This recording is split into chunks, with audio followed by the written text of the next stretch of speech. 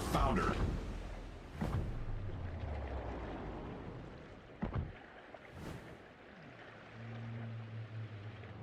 Hey team, it's Ripper here. Hope you guys are doing great again. I want to give a shout out. Thanks for all the supporters that's gotten us this far in the channel. Like, subscribe, bell button below. Smash that like button if you like what we're doing here. If you don't like something, let me know. Comment, dislike, likes, whatever we do to improve the channel, to get better, learn something at the same time, but also having fun. So, Forrest Sherman. I know you guys like a lot of videos of this thing. I have so many. I'm actually going back through some of the recordings that I've had, and I've hadn't had a chance to actually do commentary on it. And I know you guys like that. I also had a lot of people ask me, well, how do you build the Sherman for your gun build? Now, again, I am focused on DD gunboats, so I always focus on reload. I could care less about maneuverability, speed, whatever. I don't care, because you know what, it doesn't matter if you're fast, slow, whatever. If you got like 30 ships shooting at you, it doesn't matter, you're dead. But if you know how to play the Sherman correctly, then use the reload is the best thing you can do, because you want to send as much firepower down range as possible, because you can actually put yourself in situations where you're mitigating damage, you're away from the team like I am right now. You notice I'm kind of far away as I possibly can be from the enemy, all while maintaining a good line of sight to the enemy, providing sight for the enemy, torp sighting, if you want to call that, also while providing a machine gun suppressive fire. And look at this, the rest of my team can shoot at the target at will and have a great time doing it with little to no threat to anybody else other than maybe a DD, but I'm sitting here literally just keeping them busy, burn them down, start fires, become a very big distraction. I mean, again, be the loudest on the battlefield you can be, and it helps out your team as well. I like helping out team. Again, starting now for the past few videos, I'm focusing on team gameplay.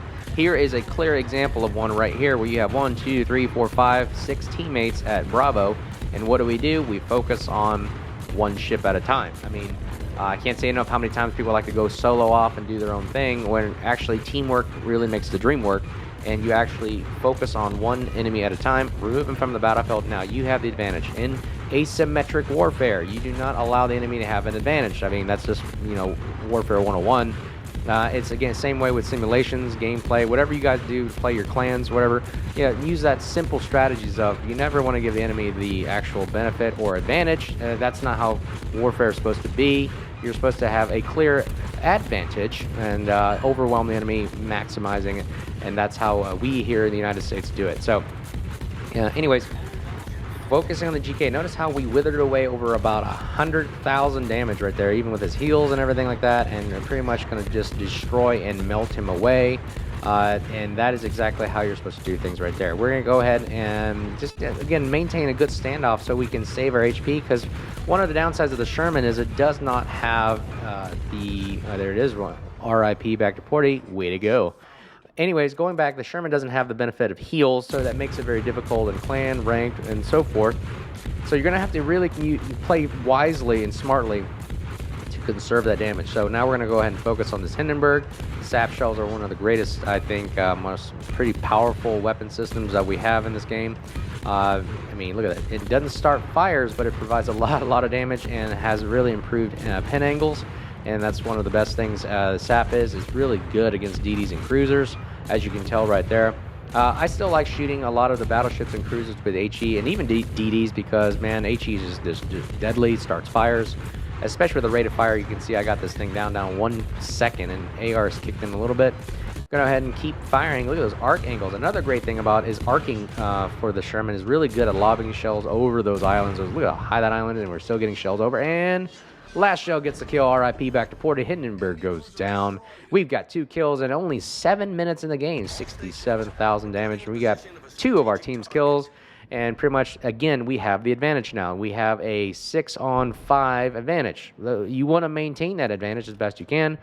Go ahead and focus on the Schlieffen. We lose our Burgonia to the gearing. And then our team is still sticking together. Another thing I want to focus on is, I know a lot of these gameplays like to split up. I do support that sometimes. It depends on what you're doing, what your play style is, what your team is composed of.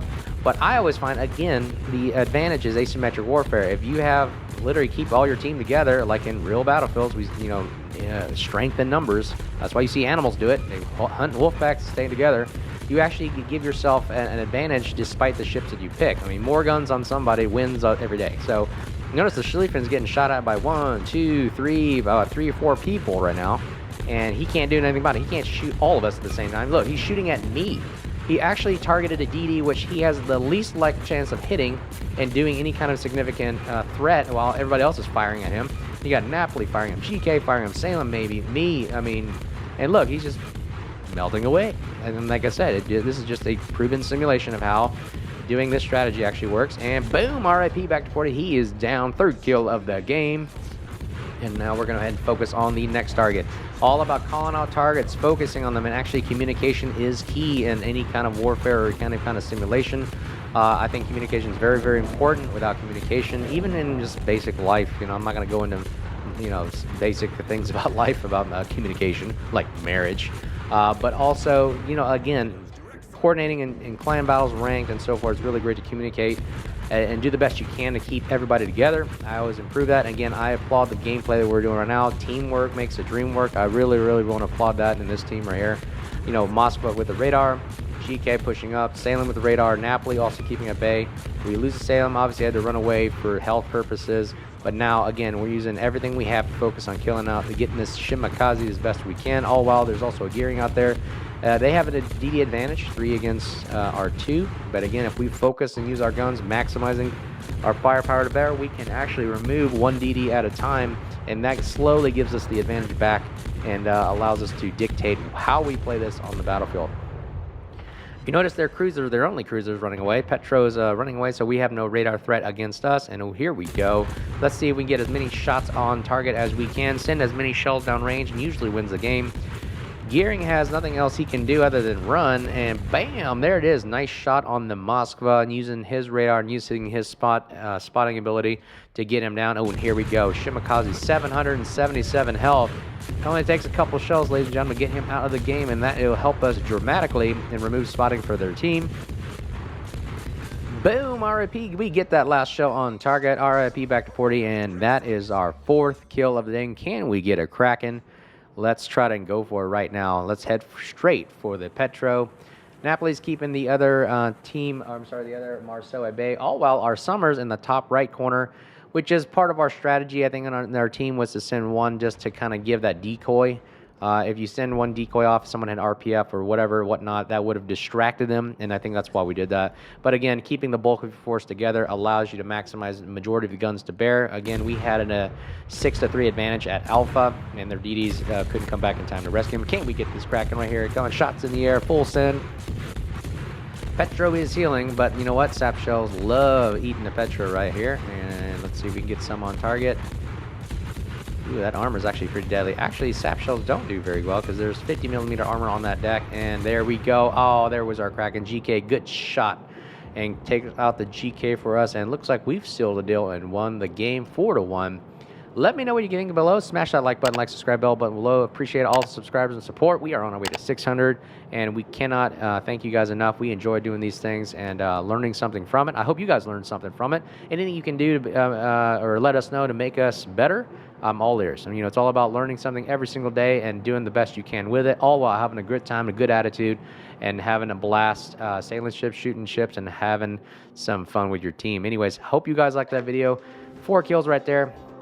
103,000 damage, and the Sherman, awesome. One of my favorite DDs right now. Reload, great reload.